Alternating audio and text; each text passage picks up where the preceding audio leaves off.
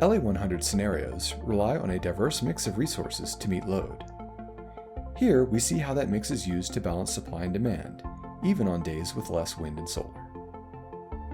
This animation shows a week in November of 2045 in the early and no biofuels high demand scenario. The load during this week varies between about 4,000 megawatts in the early morning and 7,000 megawatts in the late morning and again in the early evening. This is a relatively cool week, with load much lower than hot summer days, where demand can exceed 10,000 megawatts. The first day of this simulated week looks fairly typical, with plenty of sun and wind. We charge our storage with excess midday solar and use this stored energy to help meet demand between sunset and sunrise. But starting on November 13th, we start to see a significant reduction in wind supply. As the sun sets, we don't have enough energy in our batteries to meet all of the remaining demand, so starting at about 6 p.m., we have to use one of the renewably fueled combustion turbines. In this case, we turn on the units located at the Harbor Generation Station. This power plant runs all night long. By midnight, the wind output has fallen further, and we are close to using up the stored energy in our batteries, so we turn on the renewably fueled generator at Scattergood. As the sun rises on the morning of the 14th, we are able to reduce output from the renewably fueled combustion generators. However, the supply of solar isn't able to fully meet the demand, particularly because the supply of wind drops further. As a result, we keep the renewably fueled generators operating at reduced output. This pattern is largely repeated on November 15th. But then on the 16th, we see one of the lowest wind output periods of the entire year.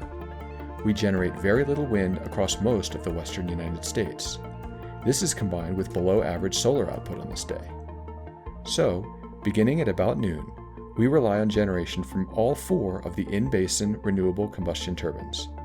All of these units continue to operate until after midnight, when the wind picks up and load decreases. These renewably fueled generators continue to operate off and on until the wind and solar increase substantially on November 18th. During other periods, we see even lower solar output. Here is a 4-day period in January of 2045 in the same scenario, early and no biofuels, high demand. On the 22nd, we have enough wind, solar, and geothermal resources to meet demand, but have little left over to charge our batteries and other storage. As a result, as the sun sets and solar generation drops, we don't have much stored energy. You can also see that right around this time, the wind resources being delivered on the Intermountain power line actually increase in output. However, this part of the transmission system is already at full capacity, and we are unable to use all of this additional wind energy. As a result, right around sunset, we need to start up a renewably fueled combustion turbine at Harbor.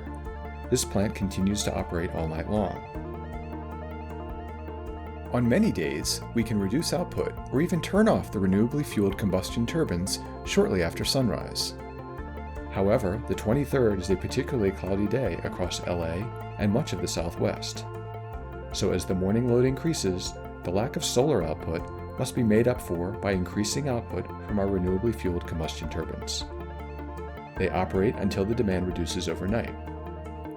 And the next day is sunny enough to avoid the need to run these generators. All of LA100 scenarios rely on renewably fueled combustion turbines or fuel cells. The type of fuel used varies by scenario. The early and no biofuels case uses hydrogen-derived fuels. By providing on-demand energy during periods of low wind, solar, or during transmission outages, these resources are key to ensuring a reliable power system.